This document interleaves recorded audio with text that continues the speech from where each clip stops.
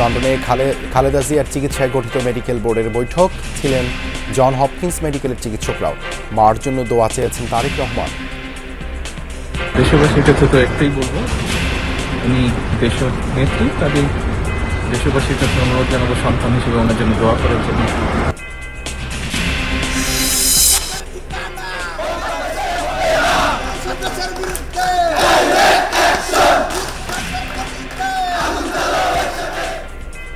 লাল সন্ত্রাস ঘোষণা ঘিরে ঢাকা বিশ্ববিদ্যালয় ক্যাম্পাসে শিক্ষার্থীদের বিক্ষোভ, আবার ফ্যাসিবাদ কায়েমের চেষ্টা রুখে দেওয়ার প্রত্যয়।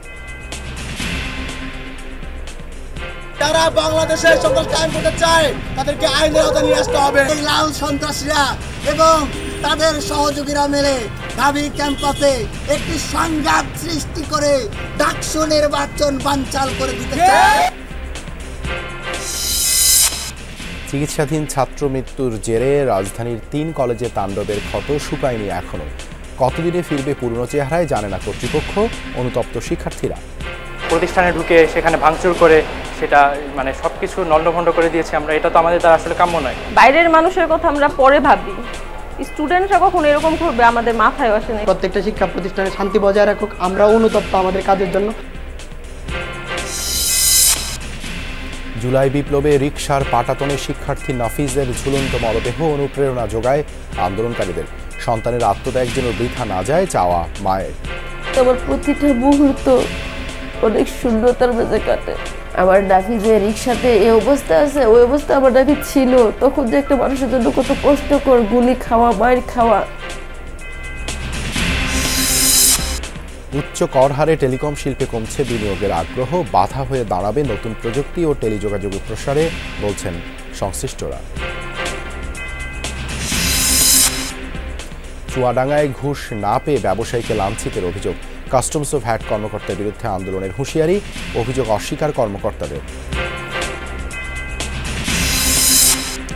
নীলফামারীতে কৃষি অর্থনীতি এগিয়ে নিতে তিস্তার 16টি চরে 10 ধরনের ফসলের আবাদ, 227 কোটি টাকার ফসল উৎপাদনের আশা। চট্টগ্রাম ডিসি পার্কের বিশাল পরিসরে চলছে মাসব্যাপী ফুল উৎসব, গ্রামীণ মেলা, কৃত্রিম লেক ও দৃষ্টিনন্দন ঝর্ণায় মুগ্ধ দর্শনার্থীরা। সুন্দর লাগতেছে, এতগুলো ফুল দেখে, নতুন নতুন ফুল দেখে, নতুন ধরনের ফুল দিয়ে ফুলকে সাজিয়েছে, জিনিস কনসেপ্টই আলাদা। আমাদের চট্টগ্রামের মধ্যে এত সুন্দর একটা জায়গা হবে আমরা কখনো কল্পনা করতে পারিনি।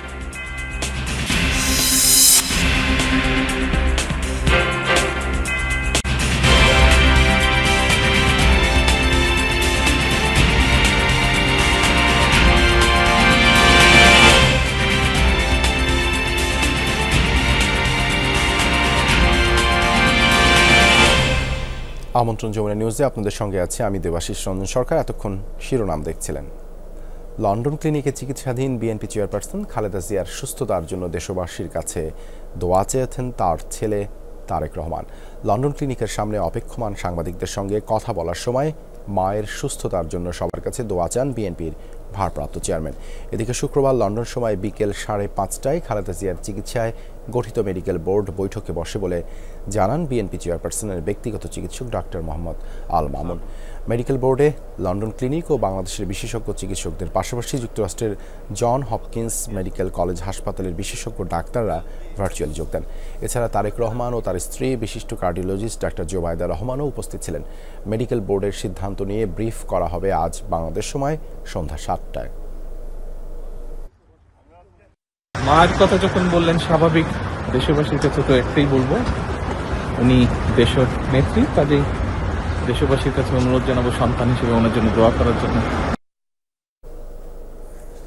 লাল সন্ত্রাস ঘোষণাকে কেন্দ্র করে মধ্যরাতে উত্তাপ ছড়িয়েছে ঢাকা বিশ্ববিদ্যালয়ে। ঢাবি ছাত্র ইউনিয়ন নেতার পোস্টের প্রতিবাদে বিক্ষোভ মিছিল বের করেন সাধারণ শিক্ষার্থীরা।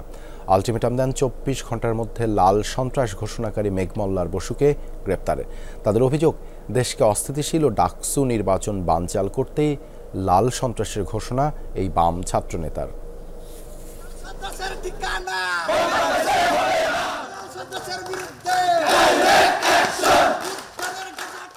মধ্যরাতে হঠাৎ উত্তাল ঢাকা বিশ্ববিদ্যালয় ক্যাম্পাস, স্লোগান লাল সন্ত্রাসের বিরুদ্ধে। ঘটনার সূত্রপাত ঢাকা বিশ্ববিদ্যালয়ের ছাত্র ইউনিয়ন সভাপতি মেঘমাল্লার বসুর এক ফেসবুক পোস্টকে ঘিরে। শুক্রবার রাতের সেই পোস্টে লাল সন্ত্রাসী একমাত্র পথ উল্লেখ করে দেশে সহিংস লাল সন্ত্রাসের ঘোষণা দেন তিনি। আর সেই পোস্টের প্রতিবাদেই বিক্ষোভ মিছিলের ডাক দেয় ঢাকা বিশ্ববিদ্যালয়ের সাধারণ শিক্ষার্থীরা। মধ্যরাতে মিছিলটি শুরু হয় ঢাকা বিশ্ববিদ্যালয়ের হলপাড়া থেকে। এতে অংশ নেয় শত শত শিক্ষার্থী। এ সময় তারা স্লোগান দেন লাল সন্ত্রাসের বিরুদ্ধে। পরে মিছিলটি ভিসি চত্বর হয়ে টিএসসির রাজু ভাস্কর্যের সামনে এসে শেষ হয়। এ সময় লাল সন্ত্রাস ঘোষণাকারী মেঘমাল্লার বসুর গ্রেফতারের আলটিমেটাম দেন শিক্ষার্থীরা।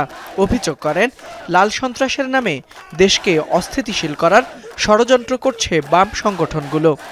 অতি দ্রুত যারা বাংলাদেশে সন্ত্রাস কায়েম করতে চায় তাদেরকে আইনের আওতায় নিয়ে আসতে হবে। বিগত ফ্যাসিস্ট রেজিমে আপনারা দেখেছেন এই সন্ত্রাসী প্রত্যেকটা সংগঠন আওয়ামী লীগের বি টিম হিসেবে কাজ করেছে।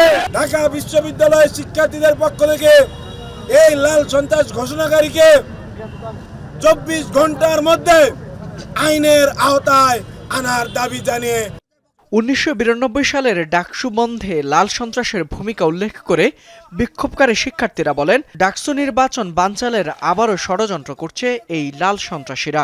92 সালের ডাকসু বন্ধ হওয়ার ইতিহাস আপনাদের জানতে হবে, সেখানেও এই লাল সন্ত্রাস বাহিনীর অবদান আছে। তারা গণতন্ত্র বিরোধী, তারা মানবতা বিরোধী। এই লাল সন্ত্রাসীরা এবং তাদের সহযোগীরা মিলে ঢাবি ক্যাম্পাসে একটি সংঘাত সৃষ্টি করে ডাকসু নির্বাচন বানচাল করে দিতে চায়।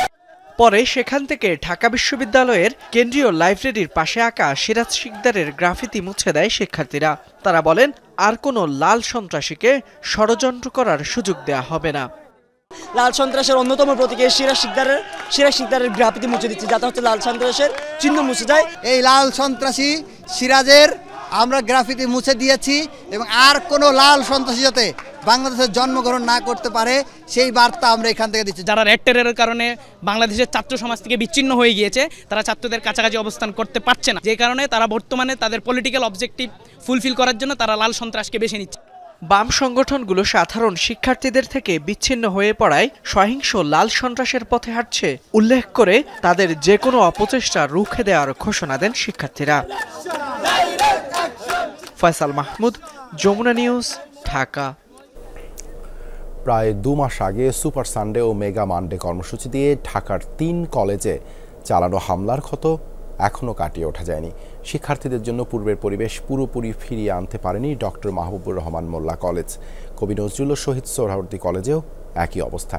1 বছরেও ক্ষত সারিয়ে ওঠা যাবে কিনা তা নিয়ে সন্দিহান সংশ্লিষ্টরা। তবে এমন তাণ্ডবের জন্য অনুতপ্ত 3 কলেজের শিক্ষার্থীরাই। লুৎফর রহমানের ছবিতে আলামিন হক অহনের রিপোর্ট। প্রিয় প্রতিষ্ঠান, এ তাণ্ডবের ক্ষত বয়ে বেড়াবে দীর্ঘদিন। ক্ষণিক সময়ে দেয়ালে সেই ক্ষতের মাঝেই নতুন আগামীর প্রতিশ্রুতি। অবশ্য সবুজে ঢাকা পড়েনি আঘাতের চিহ্ন। ধ্বংসস্তূপ সরিয়ে গৌরবময় সময়ে ফেরার অপেক্ষা এই কলেজের। পাঠাগারে ঢোকার এই নিষেধাজ্ঞা সরবে কবে? কবে খুলবে দরজা গবেষণাগারের? এই উচ্ছল শিক্ষার্থীদের কাছে সেই উত্তর নেই, কারণ দায়িত্ব তাদেরও আছে। দ্বিতীয় ভবনটি আপাতত এখন ওরা মোটামুটি ক্লাসের উপযোগী হয়েছে, কিন্তু প্রথম ভবনটিতে আরেকটু কার্যক্রম বাকি রয়েছে। আমাদের যেই ক্লাসরুমগুলো আছে এগুলো প্রায় অনেক নষ্ট হয়ে গেছিল, ওইগুলো ঠিক হয় না এখন পর্যন্ত। কবে ঠিক হবে বা কয় মাস পরে আবার একদম আগের মতো স্বাভাবিক হবে এখনো বলা যাচ্ছে না। 3 শিক্ষা প্রতিষ্ঠানেই ভাঙচুরের পর থেকে কাজ চলছে। শিক্ষকদের বসার কক্ষ এখনো ঠিক হয়নি। ভাঙ্গা কেবিনেট ঠিকঠাক করার বন্দোবস্ত চলছে 2 মাস পরেও। আঘাতে চুরমার কাচের টুকরো সরেনি অনেক জায়গা থেকে। আমরা 20% করতে পারছি, আর 80% এখনো বাকি আছে। অর্থেরও ব্যাপার থাকে, হুট করলে তো টাকা পাওয়া যায় না। টাকা আসবে, তারপর ওটা বাড়ি করে, আর যেগুলো জরুরি এগুলা মানে সিরিয়ালে আমরা জরুরিগুলোকে আগে ধরেছি। আস্তে আস্তে আস্তে আস্তে লাগুক, 1 বছর লাগতে পারে, 1-1.5 বছর লাগতে পারে। কবি নজরুল কলেজে অপেক্ষাকৃত কম ক্ষয়ক্ষতি হয়েছে, তবে পাশেই সরকারি শহীদ সোহরাওয়ার্দীতে ক্ষত এখন বেশ দগদগে। ছোট্ট ক্যাম্পাসকে আগের অবস্থায় ফিরিয়ে আনতে শিক্ষা মন্ত্রণালয়ের কাছে অর্থ বরাদ্দ চাইলেও এখনো সাড়া মেলেনি। আমাদের জানালাগুলি ছাত্ররা বসলে বাইরের থেকে বাতাস আসে, যে সমস্ত ক্ষুদ্র ফান্ড যেটা আছে এটা দিয়ে আমরা চেষ্টা করছি এতদিন যাবৎ মোটামুটি এখন একটা পরিবেশ হয়েছে যে ক্লাস নেওয়ার মতো, পরীক্ষা নেওয়ার মতো। শিক্ষার যে সুষ্ঠু পরিবেশ যেটা সুন্দরভাবে যেটা নেওয়ার জন্য সেই পরিবেশ এখন আমরা করতে পারিনি। শিক্ষার্থীরা বলছেন এমন ঘটনা আর ঘটবে না। শিক্ষার্থীরা বুঝতে পারেনি হয়তো, কিন্তু আমাদের একটা শিক্ষার্থী হিসেবে যদি বলতে চাই তাহলে এগুলো আমাদের পক্ষে আর দেখা সম্ভব না। আমরা তো সন্ত্রাসী করতে পারি না, এরকম একটা প্রতিষ্ঠানে ঢুকে সেখানে ভাঙচুর করে সেটা মানে সবকিছু নন্ডভন্ড করে দিয়েছি আমরা, এটা তো আমাদের দ্বারা আসলে কাম্য নয়। হামলা তাণ্ডবের জন্য অনুতপ্ত সবাই। আমাদের কলেজ ধ্বংসস্তূপে পরিণত করে ফেলছে।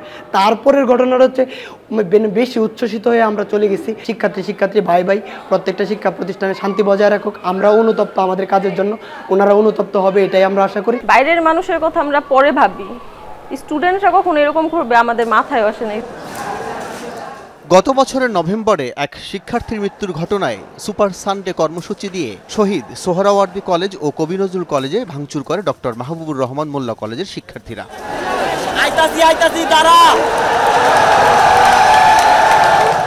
পরের দিন প্রতিশোধ নিতে মেগামান্ডে কর্মসূচিতে ডক্টর মাহবুবুর রহমান মোল্লা কলেজে তাণ্ডব চালিয়ে করা হয় লুটপাট।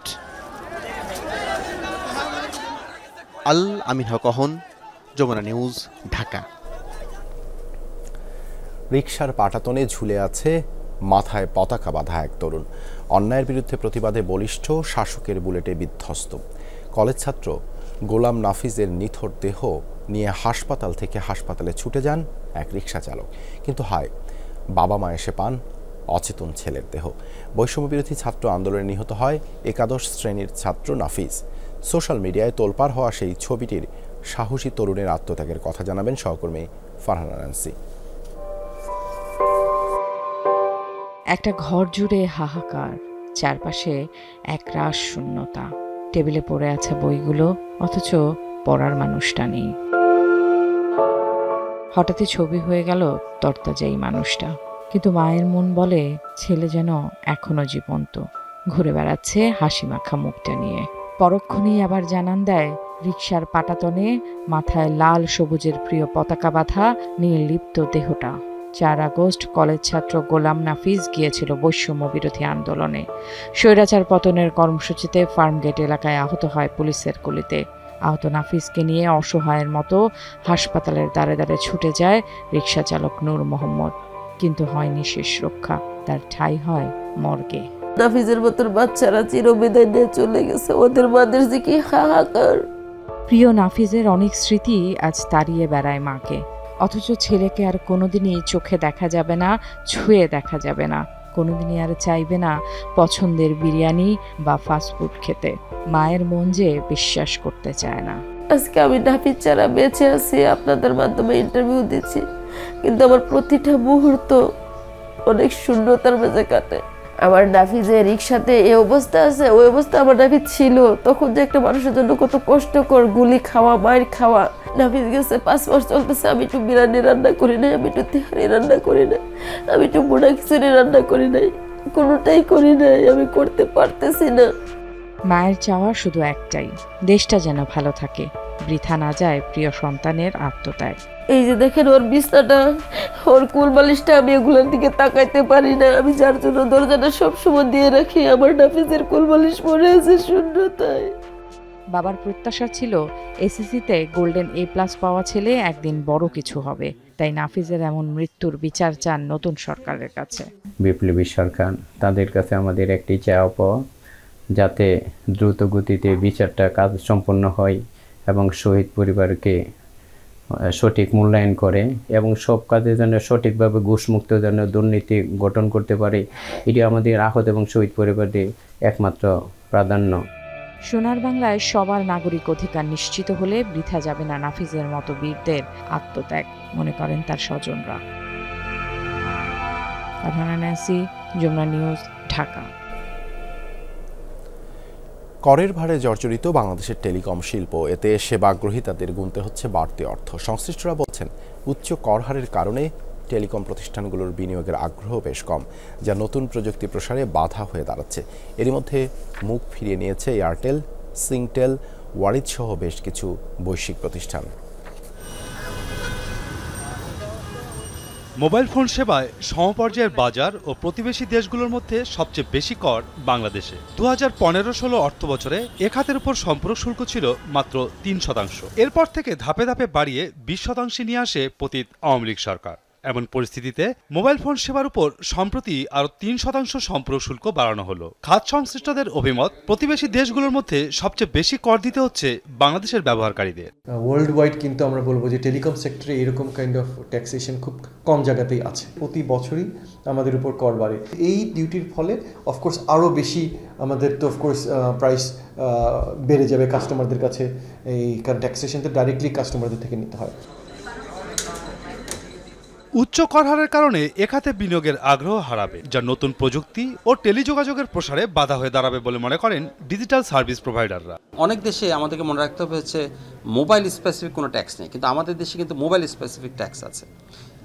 আমরা যেটা দেখছি অন্যান্য দেশে যখন ট্যাক্সটা কমানো হয়েছে, কনজিউমার স্পেন্ডিং বেড়েছে, সরকারের আলটিমেটলি কিন্তু রেভিনিউ বেড়েছে এবং ইনভেস্টমেন্টও বেড়েছে। আমরা এখানে দেখছি পুরো উল্টো। কর ভারে জর্জরিত দেশের টেলিযোগাযোগ খাত থেকে এরই মধ্যে মুখ ফিরিয়ে নিয়েছে এয়ারটেল, সিংটেল, ওয়ারিজ সহ বেশ কিছু বৈশ্বিক প্রতিষ্ঠান।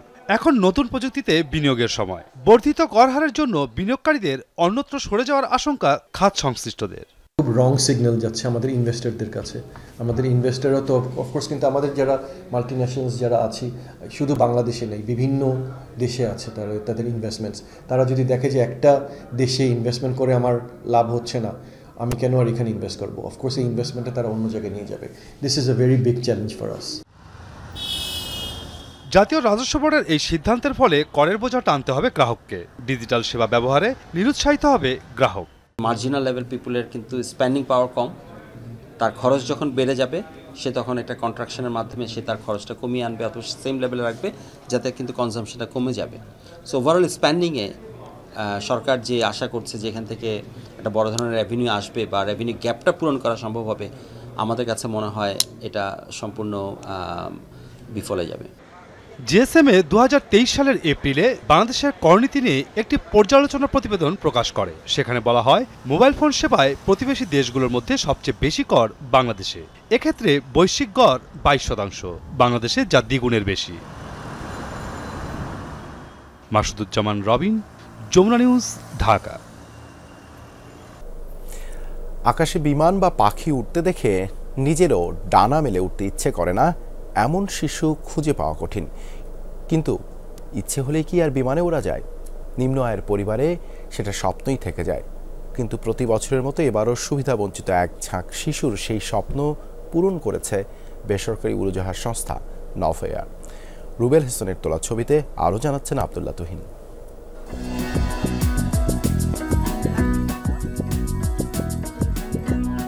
কারো বাবা থাকলেও মা নেই, মা আছে তো বাবা নেই। কারো পরিবার চলে রিক্সা চালিয়ে, কেউ আবার কাজ করেন অন্যের বাসায়। সমাজের এমন নিম্ন আয়ের সুবিধাবঞ্চিত শিশুদের অনেকেই এখন স্কুলে যাচ্ছে। বেসরকারি সংস্থা পরিচালিত বিভিন্ন বস্তির স্কুলের এক ঝাঁক শিশুর স্বপ্ন পূরণ করেছে নভোএয়ার।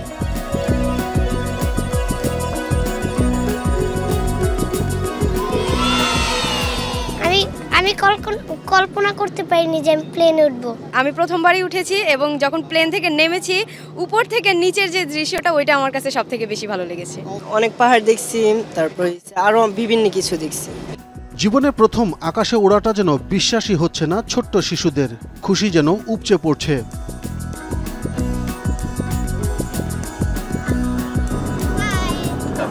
সমুদ্রের পাড়ে এসে নিজেকে হারিয়ে ফেলল শিশুরা।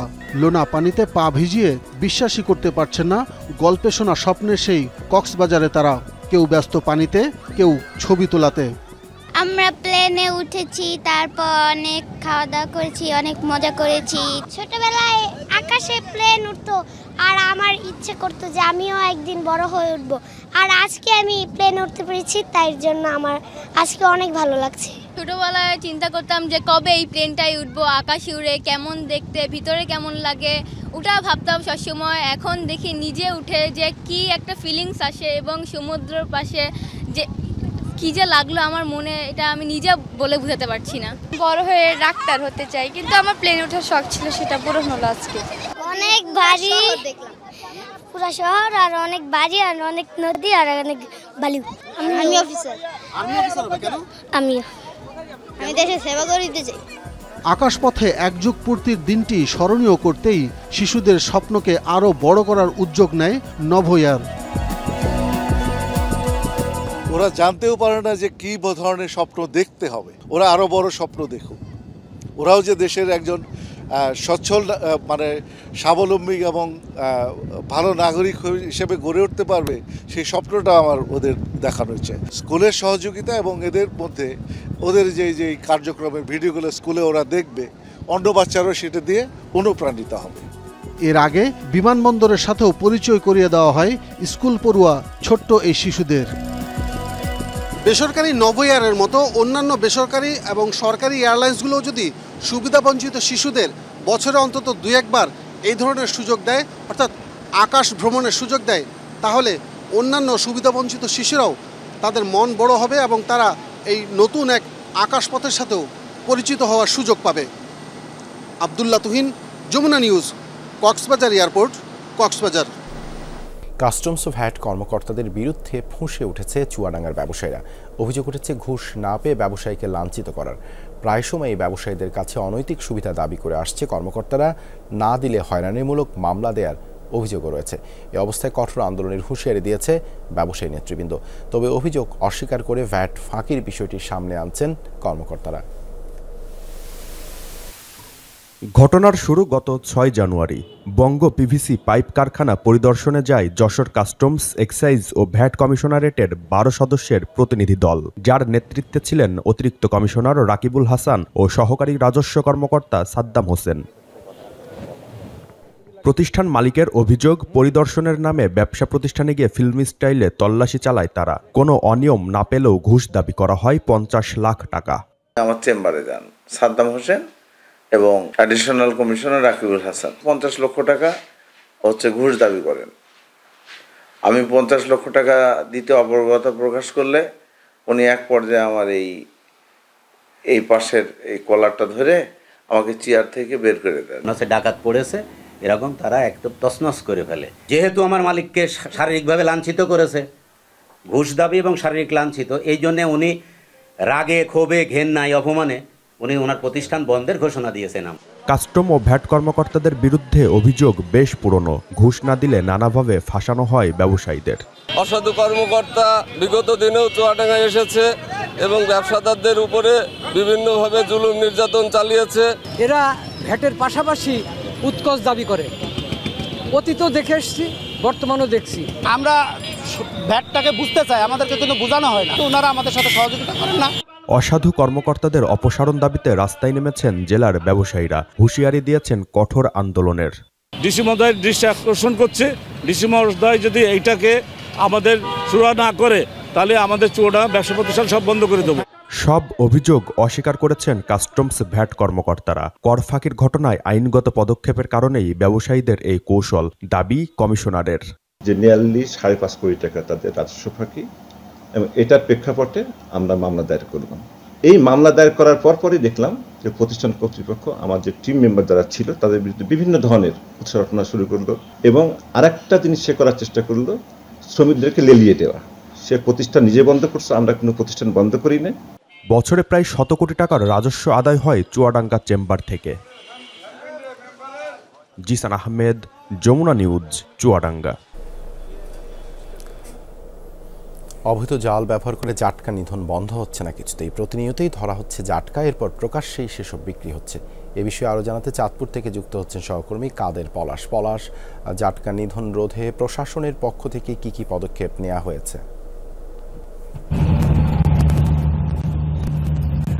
দেবাশিস, মূলত এই জাটকা রক্ষা কার্যক্রম পরিচালিত হয় মার্চ এপ্রিল, প্রতি বছর মার্চ এবং এপ্রিলে এই 2 মাস হচ্ছে মূলত বিশেষ অভিযান পরিচালনা করা হয়।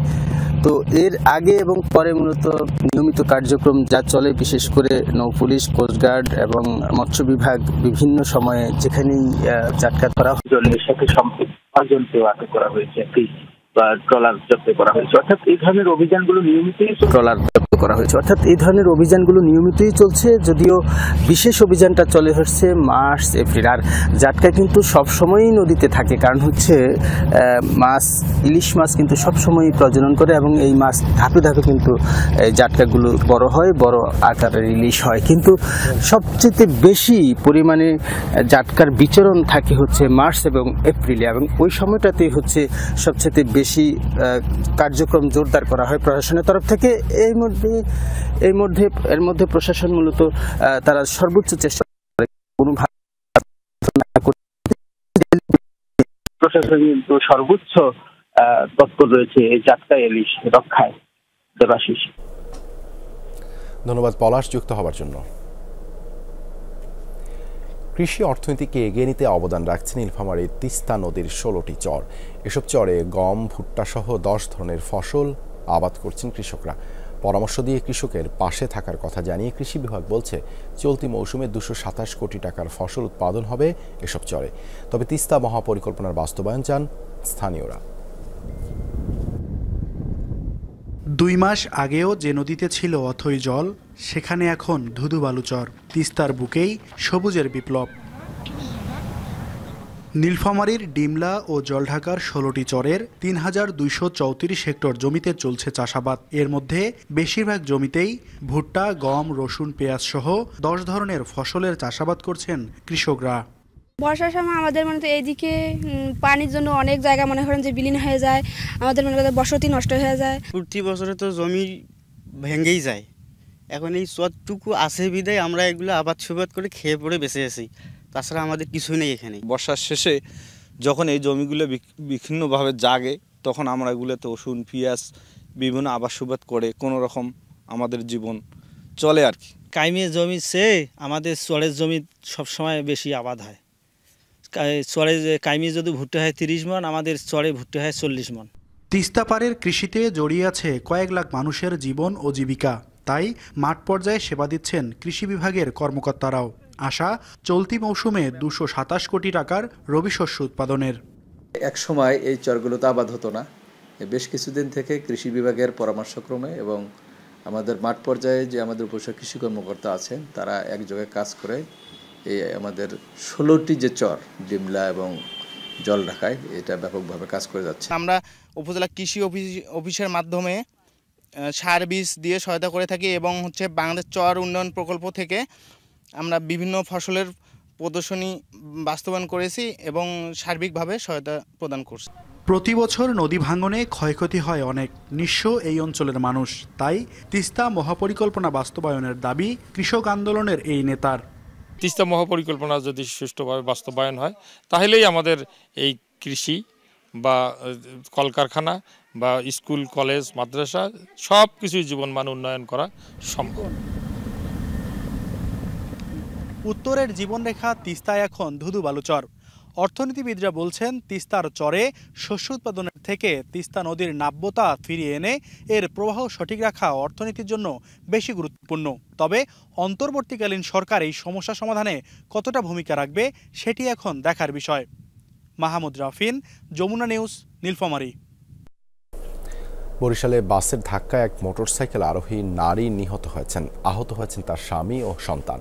শুক্রবার রাতে বাকেরগঞ্জে বরিশাল কুয়াকাটা মহাসড়কে এই দুর্ঘটনা ঘটে। পুলিশ জানায় রাতে বাজার করে পরিবার নিয়ে বাসায় ফিরছিলেন সেনা সদস্য বুলবুল।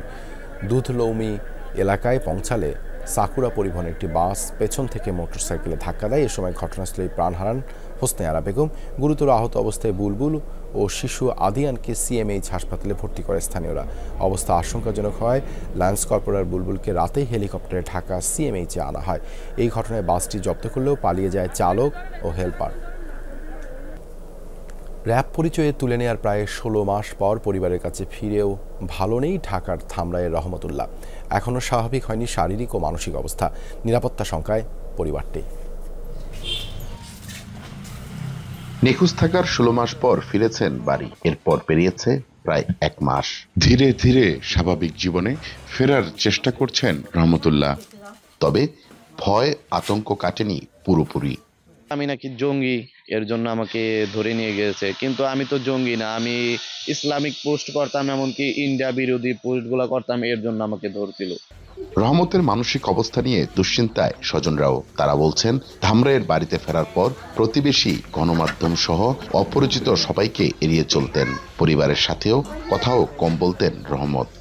ওরে বেশি কথা জিজ্ঞেস করলে ওর মাথা গরম হয়ে যায়, আর ওর মাথা যদি গরম হয়ে যায় তখন ও মাকে, ভাইকে এগুলো চিনতে চায় না। আমাকে মনে করেন যে রাস্তার পাশে বাড়ি, এখন গাড়ি গেলেও যদি গাড়ি থামায় আমাকে জায়গায় আমরা ভয় পাই যে আবার আইসে মনে হয় বেড়া ডিবির আইসে মনে হয় আমাকে ধরে নিয়ে যাবো গা। স্থানীয়দের অভিযোগ, রহমতুল্লাহকে জঙ্গি তকমা দেওয়ার চেষ্টা করা হয়েছে। জড়িতদের কঠোর শাস্তির দাবি করেছেন তারা। একজন মুসলিম হিসাবে একজন মানুষ দাঁড়িয়ে রাখবে, নামাজ পড়বে বা ইসলামিক ভিডিও পোস্ট করবে, এটা স্বাভাবিক একটা বিষয়। তো এগুলো করাতে যদি কিনা সরকারে এরকম ভাবে একজনকে উঠায় নিয়ে জঙ্গি অপবাদ দেয়, এটা তো আসলে মাইনে নেওয়া যায় না। না রহমতুল্লাহ তো ওইরকম কোনো কথাই না। ওইটা কোনো কথা হইলো? আমাদের এলাকায় ও ছোট থেকে বড় হয়েছে, আমরা ছোট থেকে বড় দেখতেছি। ওইরকম ধরনের কোনো আবাস ওর কাছ থেকে আমরা কখনোই পাই না। পুলিশ বলছে, নিরাপত্তা নিয়ে শঙ্কার কোনো কারণ নেই, ঘটনার তদন্ত চলছে। আমি নিজেও সেখানে গিয়েছি, তাদের ফ্যামিলির সাথে কথা বলেছি এবং তাদেরকে আমি আমার স্বার্থ অনুযায়ী তাকে সম্পূর্ণ আশ্বস্ত করেছি যে কোনো সমস্যা হবে না। তারা যদি কোনো কিছু ফিল করে আমাকে জানাবে, আমি সেইভাবে ঊর্ধ্বতন কর্তৃপক্ষের সাথে আলোচনা করে ব্যবস্থা নেব। 2023 সালের 29 আগস্ট রাতে বড়নালাই গ্রামের নিজ বাড়ি থেকে র্যাব পরিচয়ে রহমতুল্লাহকে তুলে নিয়ে যাওয়া হয়। এরপর গেল বছরের 22 ডিসেম্বর বাড়ি ফেরেন তিনি। মাহফুজুর রহমান নিপু, যমুনা নিউজ, ধামরাই। ব্রাহ্মণবাড়িয়ার নবীনগরে সাথী নামে এক গৃহবধূর মৃত্যু নিয়ে রহস্য তৈরি হয়েছে। তাকে জিনে হত্যা করেছে রটিয়ে তড়িঘড়ি করে মরদেহ দাফন করে স্বামী সহ শ্বশুরবাড়ির লোকজন। আদালতে মামলার পর থেকেই পলাতক তারা। বিচার চায় সাথীর পরিবার। পিবিআই জানিয়েছে ঘটনার তদন্ত চলছে। নবীনগরের আকবপুর গ্রামের নাজমুন নাহার সাথী 2023 সালের 28 এপ্রিল দ্বিতীয় বিয়ে করেন তিনি। স্বামী ইব্রাহিম পার্শ্ববর্তী বাঘাউড়া এলাকার বাসিন্দা। গত বছরের 18 অক্টোবর রাতে শ্বশুরবাড়ির পাশে পুকুর থেকে উদ্ধার হয় সাথীর মরদেহ। সে সময় সাথীর স্বামী সহ শ্বশুরবাড়ির লোকজন হত্যার অভিযোগ অস্বীকার করেন। জিনে মেরেছে বলে এলাকায় রটানো হয়। ময়নাতদন্ত ছাড়াই তড়িঘড়ি করে দাফন করা হয় মরদেহ। 3টার সময় ফোন দিয়ে আমার মেয়ের মোবাইলে ফোন দিছে। ফোন দেওয়ার পরে কইতাছে যে সাথীরে বিশ্রাইতেছে, হেরা অনেক ঘন্টা 2 ঘন্টা ধরে বিশ্রাইতেছে, পাইতাছে না। পরে দেখলাম লাশটা না খেদা লোকতাইতাছে। দোয়ানের সময় দেখলাম সকালে আমি গেছি 8টা বাজে। 8টা বাজে যাই শুনে এরা 10টা বাজে জানাজা দিয়ে লাগবো। তো আমি কইলাম যে 10টা বাজে জানাজা লাগবে, আমরা জানি না শুনি না, জানাজা দিয়ে কিভাবে। আমার অনেক অত্যাচার করতো, অনেক মার করতো। ওই সময় যে আমি যে পুলিশের জানাবো বা এরকম কোনো আমার কোনো ইয়া ছিল না, সেন্সা ছিল না। ওই সময় ব্যাংকের থেকে লোন উঠাইছি, কিস্তি উঠাইছি 2 লক্ষ টাকা তার নামে। তো হয়তো মাথার ঢুকছে যে যদি মারা যায় কিস্তিটা পরিশোধ হয়ে যাবে, লাগবো না। তো সন্ধ্যার কারণে হলে আমি বাড়িতে চলে গেলাম কেন? আমার তো যখন প্রশ্ন আসে না। তবে তা বিশ্বাস করেননি সাথীর স্বজনরা। স্বামী সহ কয়েকজনকে আসামি করে আদালতে মামলা করেন তারা। তবে এখনও ধরা পড়েনি অভিযুক্তরা। বিচারের আশায় দিন কাটছে পরিবারটির। তারা তো যে জিনে মারছে এই কথাই বলে, অন্য কিছু তারা বলে না। এবং তারা আমরা যখন মামলা করছি বিভিন্ন জায়গায় আবার সমাধানের জন্য ঘুরে সমাধান করতেও তারা চেষ্টা করতেছে। সম্পূর্ণ পরিকল্পিতভাবে হত্যা কইরা তাকে ওই মেরে ফেলে বলতে যে জিনে ফেলে বলছে, আসলে জিনে মেরে ফেলে নাই। যদি সঠিক তদন্ত হয় তাহলে যে ওনারা যে মারছে এবং মহিলা যে পানি ফেলেছে সত্য প্রমাণ পাওয়া যাবে। অভিযুক্তের বাড়িতে যমুনা টেলিভিশন। ইব্রাহিমের মায়ের দাবি, এ বিষয়ে কিছুই জানা নেই তার। কেন বলতেছে তারা মেয়ে মরছে, তারা মানে করতেছে কি লেগে করতেছে। তারা হেবলা যদি করতো তো 10 জনে দেখতো, বলে এমন হয়েছে, আমরা এই করবা নাইলে সেই করবা নাইলে আমরা দেখা। ঘটনাটি তদন্ত করছে পিবিআই। পুলিশ সুপার জানালেন, সাথীর এর আগেও বিয়ে হয়েছিল। 2016 সালে ছাড়াছাড়ি হয়। পরে তিনি বিয়ে করেন ইব্রাহিমকে। 3 ধাপে এগোচ্ছে তদন্ত। তদন্তের পরই গৃহবধূর মৃত্যু রহস্য উদ্ঘাটন করা হবে বলে জানিয়েছে পিবিআই। সাবরিনা লিজা, যমুনা নিউজ। বাজারে উঠতে শুরু করেছে সুস্বাদু কুল। বৈরী আবহাওয়ার কারণে উপকূলীয় অঞ্চলে ফলন তুলনামূলক কম, তবে চাষিরা বলছেন লোকসান হবে না। এদিকে গোপালগঞ্জে বেড়েছে কুল চাষের আগ্রহ। মাঠ থেকে প্রতি কেজি বিক্রি হচ্ছে 100 টাকা দরে। গোপালগঞ্জ সদরের ভেন্নাবাড়ির শিক্ষিত যুবক প্রবীর বিশ্বাস ও অপূর্ব বিশ্বাস দুই ভাই মিলে ৫ বছর আগে পৈতৃক জমিতে ফলের চাষ করলেও প্রাকৃতিক দুর্যোগে তা নষ্ট হয়ে যায়, কিন্তু এবার করেছেন কুলের বাগান। আমার বন্ধু বান্ধবরা আসে, ভাই বোনেরা আসি, আমরা তাদেরকে হেল্প করি, মাঝে মাঝে আবার খাই, মাঝে মাঝে খেতে খুব সুস্বাদু মিষ্টি। বলসুন্দরী এখানে প্রায় আপনার 800 থেকে 900 গাছ আছে। এবার আশা করি জল বৃষ্টি হয় নাই, এবার ফলন ভালো হবে আর কি। প্রতি কেজি কুল বিক্রি হচ্ছে 100 থেকে 120 টাকায়। চলতি মৌসুমে 6 লাখ টাকা লাভ করবেন এমন আশা তাদের। পড়াশোনার পাশাপাশি আসি, বাবা কাকাদের একটু যদি সাহায্য লাগে অবশ্যই করি। এক মন 4000 থেকে 4500 এভাবে আছে। আগাম যেহেতু ওই দামটা হাই দামটা পাওয়া যাচ্ছে। এদিকে সাতক্ষীরার পাটকেল ঘাটার কুল চাষী ফজর আলী 39 বিঘা জমিতে করেছেন তার কুলের বাগান। আবহাওয়া অনুকূলে না থাকায় ফলন কিছুটা কমেছে এবার। এই মৌসুমে 75 লাখ টাকার ব্যবসার আশা করছেন তিনি। গত বছর ধরেন 39 বিঘা থেকে আমি প্রায় 1 কোটির উপরে বেচাকেনা পাইছিলাম, কিন্তু এবার হয়তো 70-75 এমন আশা করা যায়। কৃষি বিভাগ বলছে কুল চাষে আগ্রহ বাড়ছে স্থানীয়দের। এই মৌসুমে সাতক্ষীরাতে 190 কোটি টাকার ব্যবসা হবে। দেশের বিভিন্ন অঞ্চলে এর চাহিদা বেশি থাকায় এবং যারা ভোক্তা পর্যায়ে ভক্ষণ করছেন তারা এটা খেয়ে পরিতৃপ্ত হচ্ছেন। আশা করছি যে এটা আমাদের উত্তরোত্তর এর আবাদ বৃদ্ধি পাবে। চলতি মৌসুমে গোপালগঞ্জ এবং সাতক্ষীরা জেলায় প্রায় 3000 হেক্টর জমিতে কুলের আবাদ হয়েছে। রাবেয়া স্মৃতি, যমুনা নিউজ। চট্টগ্রামে 194 একর জায়গা জুড়ে তৃতীয়বারের মতো মাসব্যাপী ফুল উৎসবে প্রতিদিন ভিড় করছেন দূর দূরান্ত থেকে আসা হাজারো দর্শনার্থী। 134 প্রজাতির ফুল ছাড়াও রয়েছে কৃত্রিম লেক, নৌকা ভ্রমণ, দৃষ্টিনন্দন ঝর্ণা সহ ঐতিহ্যবাহী গ্রামীণ মেলা। একই স্থানে এত সব আয়োজনে মুগ্ধ দর্শনার্থীরা। আগামী 4 ফেব্রুয়ারি মেগা কনসার্টের মধ্য দিয়ে শেষ হবে ফুল উৎসব। এ যেন এক ফুলের রাজ্য। গোলাপ, জবা, সূর্যমুখী সহ দেশি বিদেশি 136 প্রজাতির লক্ষাধিক বাহারি ফুল নজর কাড়ে সবার। ডিসি পার্কে ফুলের সুবাস নিতে প্রতিদিন দূর দূরান্ত থেকে আসছেন অনেকে। ভিন্নধর্মী আয়োজনে মুগ্ধ সবাই। অনেক ভালো লাগছে, ফুল দেখে সবকিছু সুন্দর লাগতেছে। এতগুলো ফুল দেখে, নতুন নতুন ফুল দেখে, নতুন ধরনের ফুল দিয়ে ফুলকে সাজিয়েছে। জিনিস কনসেপ্টই তো আলাদা। এসে অনেক সুন্দর লাগতেছে, অনেক ফুল ছবি তুললাম। এত সুন্দর মনোরম ফুটন্ত যে ফুলের, মনে হচ্ছে আমি একটা ফুলের বাগানে দাঁড়িয়ে আছি। এর বাইরে কৃত্রিম লেক, সুসজ্জিত নৌকায় ভ্রমণ, দৃষ্টিনন্দন ঝর্ণা ফুল উৎসবে যুক্ত করেছে ভিন্ন মাত্রা।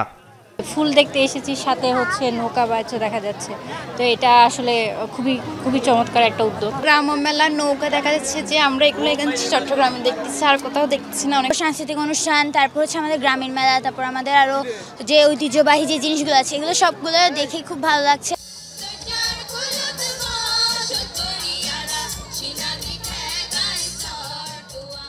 দর্শনার্থীদের বিনোদনে প্রতিদিন সাংস্কৃতিক অনুষ্ঠানে পরিবেশিত হয় নাচ গান। অনেক দূরে থেকে জার্নি করে আসছি দেখার জন্য, সুন্দর লাগতেছে। বাচ্চা কাচ্চা নিয়ে অনেক ভালো লাগতেছে, ছবি তুলতে পারতেছি। প্লেসটাও সুন্দর একটা পরিবেশ, ফুল, প্রকৃতি সবকিছুই সুন্দর। এখানে আসলে সবারই মন ভালো হয়ে যাবে। নৌকা দেখছি আমি, তারপরে বিভিন্ন ফুড যে কার্ডগুলো আছে ওগুলো দেখলাম, তো সবাই যার যার মধ্যে এনজয় করছে। আমাদের চট্টগ্রামের মধ্যে এত সুন্দর একটা জায়গা হবে আমরা কখনো কল্পনাই করতে পারিনি। ডিসি পার্কের 194 একর জায়গা জুড়ে 4 জানুয়ারি শুরু হওয়া মাসব্যাপী এ ফুল উৎসব চলবে 4 ফেব্রুয়ারি পর্যন্ত। মামুনুর রশিদ অভি, যমুনা নিউজ, চট্টগ্রাম। যুক্তরাষ্ট্রের প্রেসিডেন্ট হিসেবে ডোনাল্ড ট্রাম্পের অভিষেক অনুষ্ঠান হবে কংগ্রেসের ভেতরে। তীব্র ঠান্ডার কারণে নেওয়া হয়েছে ইনডোর আয়োজনের সিদ্ধান্ত। সামাজিক যোগাযোগ মাধ্যম ট্রুথ সোশ্যালে দেয়া বার্তায় নিজে জানিয়েছেন এই তথ্য। মার্কিন আবহাওয়া বিভাগের পূর্বাভাস, 20 জানুয়ারি ট্রাম্পের দায়িত্ব গ্রহণের দিন -11 ডিগ্রি সেলসিয়াস তাপমাত্রা থাকবে ওয়াশিংটনে।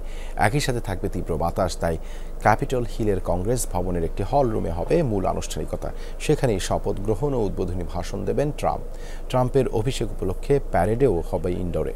ক্যাপিটাল ওয়ান অ্যারেনায় হবে আয়োজন। সবশেষ 1985 সালে মার্কিন প্রেসিডেন্ট রোনাল্ড রিগ্যানের অভিষেক আয়োজন হয়েছিল ইনডোরে। সেবারও ঠান্ডার কারণে নেওয়া হয়েছিল এমন সিদ্ধান্ত।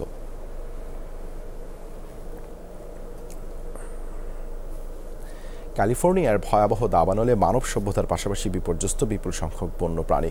নারকীয় আগুনে ধ্বংস হয়েছে লস অ্যাঞ্জেলসের বিস্তৃত বনাঞ্চল। বাস্তুহারা বাঘ, পাহাড়ি সিংহ, ভাল্লুক, হরিণসহ অসংখ্য অসহায় প্রাণী।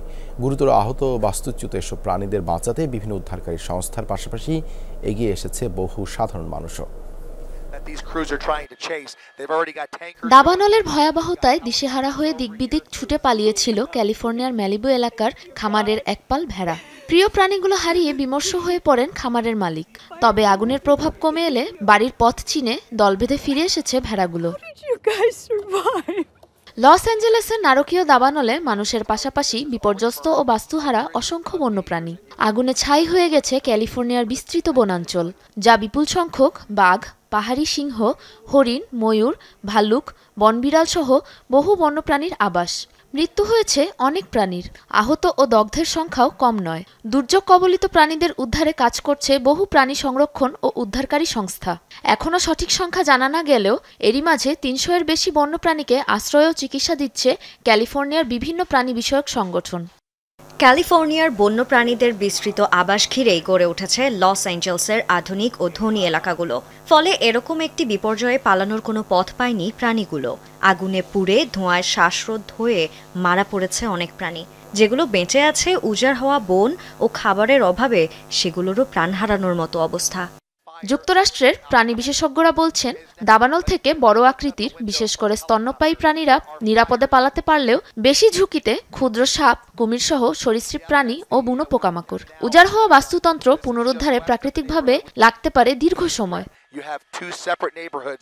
দাবানলের ভয়াবহতায় দিশেহারা অসহায় বন্যপ্রাণীর সুরক্ষায় বিভিন্ন সংগঠনের পাশাপাশি এগিয়ে আসছে যুক্তরাষ্ট্রের সাধারণ মানুষও।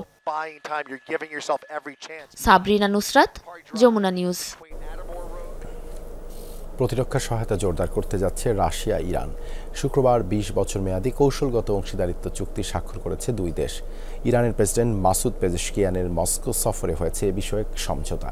প্রতিরক্ষা, প্রযুক্তি, জ্বালানি, বাণিজ্যের মতো গুরুত্বপূর্ণ খাতে পারস্পরিক সহযোগিতার অঙ্গীকার করেছে রাশিয়া ইরান।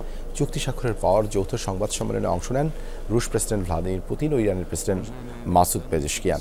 সামরিক ও নিরাপত্তা হুমকি মোকাবেলায় পরস্পরের পাশে থাকার কথা বলেন তারা।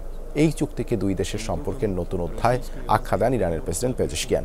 ইউক্রেনে পুরোদস্তুর অভিযান শুরুর পর থেকেই ইরান, চীন ও উত্তর কোরিয়ার সাথে সম্পর্ক জোরদারে কাজ করছে রাশিয়া।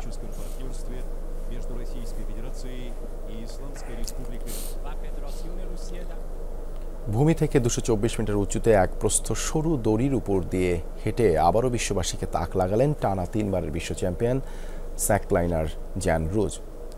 পাড়ি দিলেন দুবাইয়ের জুমেইরা এমিরেটস টাওয়ারের দুটি ভবনের এক মাথা থেকে আরেক মাথার ১০০ মিটার পথ।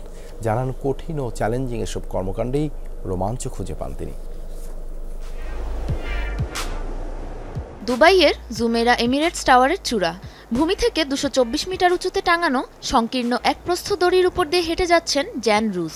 ১০০ মিটার দীর্ঘ এই স্ল্যাকলাইনে হেঁটে আবারও তাক লাগালেন টানা ৩বারের বিশ্ব চ্যাম্পিয়ন। এ যাত্রায় দুপাশে দুটি ভিন্ন নকশার টাওয়ার বেছে নেন ৩২ বছর বয়সী এস্তোনিয়ান স্ল্যাকলাইনার। চ্যালেঞ্জিং ও রোমাঞ্চকর অভিজ্ঞতা অর্জন যার নেশা। গা শিউরে ওঠা উচ্চতায় বাতাসের বেগ কম থাকায় তা নিয়ে আক্ষেপ করেছেন জ্যান রুজ। বলেন, স্বল্প দৈর্ঘ্যের স্ল্যাকলাইনে বাতাসের বেগ বেশি থাকলে যাত্রাপথ হয় আরও উত্তেজনাপূর্ণ। এই কাজটির মূল চ্যালেঞ্জ ছিল ভবন দুটির প্রযুক্তিগত নকশার ভিন্নতা। ডিজাইনের দিক থেকে একরকম হলেও এগুলোর উচ্চতা ভিন্ন। সঠিক জায়গা খুঁজে স্ল্যাকলাইনটি বসানো ছিল কষ্টসাধ্য। পুরো দড়িটি একটি উঁচু নিচু পথে পরিণত হয় আমার জন্য। গেল ১৫ বছর ধরে নিজেকে একের পর এক জটিল ও দুর্গম চ্যালেঞ্জ ছুড়ে দিয়েছেন জ্যান। সাবরিনা নুসরাত, যমুনা নিউজ।